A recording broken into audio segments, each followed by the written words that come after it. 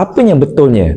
Bila nak buat senaman dada, kita kena buat 3 senaman untuk upper pecs, middle pecs dan lower pecs, ataupun kita cuma buat 2 senaman je, itu minor pectoral muscle dengan major pectoral muscle. Sebab ramai orang kata kenapa bodybuilder buat terlalu banyak senaman, tapi science base punya fitness influencer selalu buat dalam 2 ke 3 senaman saja. Contoh untuk dada, macam saya sendiri pun hanya buat 2 saja senaman untuk minor dengan major pectoral muscle, tapi bodybuilder semua dia buat senaman kepelbagaian. Macam dada nak buat 4 senaman lah, satu untuk lower, middle, upper, tu tiba-tiba nak buat middle chest kat sini pula. Nah, bodybuilder diorang berkonsepkan untuk estetik. So mereka akan cuba supaya untuk serang semua muscle mereka serentak. Sebab tu bodybuilder anda nampak diorang bersenam kadang-kadang sejam setengah, 2 jam, 3 jam dekat gym setiap hari. Kalau anda nak menjadi seperti bodybuilder, anda kena train macam bodybuilder. Kalau juga setakat nak bina otot untuk badan yang sihat cergas, tak perlu terlalu banyak. Sebab konsep dan tujuan yang berbeza.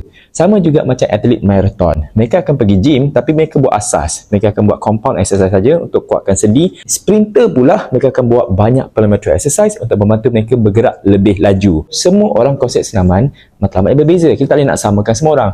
Sebab tu kalau anda pergi kat gym, anda nampak ada gaya teknik orang tu bersenam dia lain. Mungkin matlamat dia berbeza. Dia tak sama macam anda. So kita jangan spesifikkan semua orang bersenam, kalau nak pergi gym semua nak sadar semua tu. Macam saya pun, I'm not a bodybuilder, I'm a fitness athlete. So saya berlari, saya bersenam dekat gym, same time saya buat endurance training. Jadi matlamat saya pun berbeza daripada anda semua. Kalau anda nampak ada orang train dekat gym, teknik dan cara dia berbeza, ataupun anda nampak kat social media, banyak fitness influencer ni beri ilmu yang berbeza, anda kena faham apa background mereka. Kalau mereka bodybuilder, berbalik kepada basic of bodybuilding. Oleh itu, jangan nilai orang dengan teknik senaman mereka. Yang penting mereka bersenam pun dah cukup bagus dah.